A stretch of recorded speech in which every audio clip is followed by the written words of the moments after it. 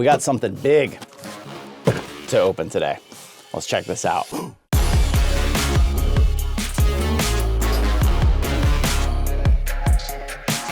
So it may be possible that you don't know who Asterion is. Asterion makes a VR stand, the Aura. You've probably seen them on my desk here or in my main studio. I've got a couple of them holding them up. They have a pretty RGB glow, and they've got something new coming out. It's time to either get another knife or sharpen the small unboxing knife, because it's starting to have a little bit of a struggle. Either that or everybody's just really taping packages. Let's have you take a little step back just in case. Suddenly go through and there goes Editor John. I have not seen any pictures of what this looks like, but this is basically the V2 Aura. Oh wow, the box is a lot bigger. Aura V2.0.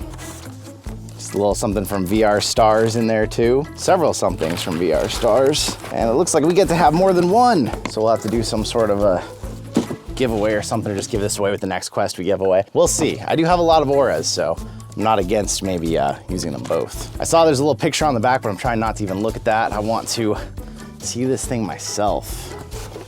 Oh, more tape. Maybe we'll try one of the old school knives while we're at it. It's been a while since we've used one of these. We got the pirate one here.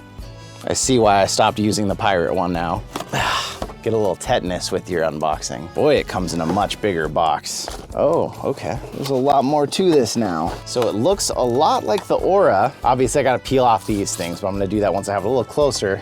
It'll look a lot prettier then. Is that all of it? That's all of it. Be gone. So it's got the same base as before, but lucky for me, it's now white.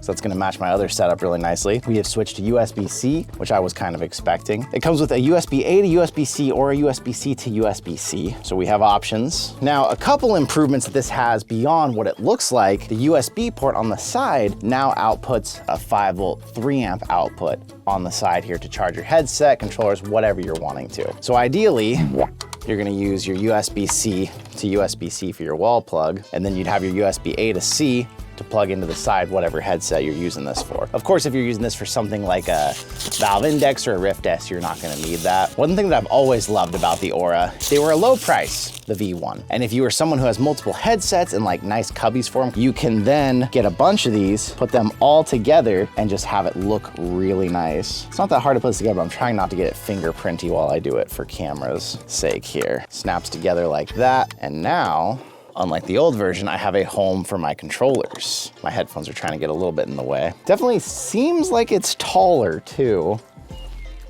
Barely, but it does kind of hold the headset up more, where the old one, your headset always laid down. It's supposed to be universal, you know, whatever headset you put on there, it's gonna sit over the glow, but then the back end is gonna kind of drop down. So something like the Quest Pro, it's kind of tilting up a lot, unless I put it out a little bit. It's kind of looking up more than the old one did, where with this, it didn't quite look like it was looking to the sky so much. Still kind of looking up. So for me, of course, I'm using these new rechargeable OPAQUE grips, so we'll see how or if these fit in here. Put them in this way with the strings hanging out. It is a little tricky with these big headphones and stuff I have in here, even other straps. I do feel like maybe if you put the headset in first, you're gonna be a little better off trying to get the controllers in there, but the controllers might be a little close for my taste. But it does fix one thing people said about the original Aura, they wanted a place for their controllers. So also part of the cool is I know that there's some new light settings on here. I have not figured out exactly the right way to put these in. Maybe if you let them drop all the way through and kind of rest on the desk too, maybe they're a little more stable, but I feel like the problem is the hole is a little big here. Like you can kind of put it in and then turn them so they'll be more stable. But if that thing is left like that,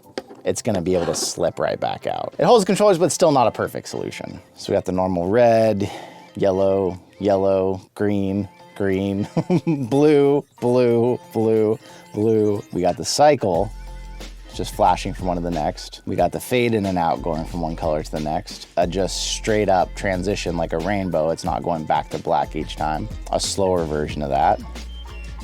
Oh. So now it's kind of color waving, so it's not always one exact color at a time.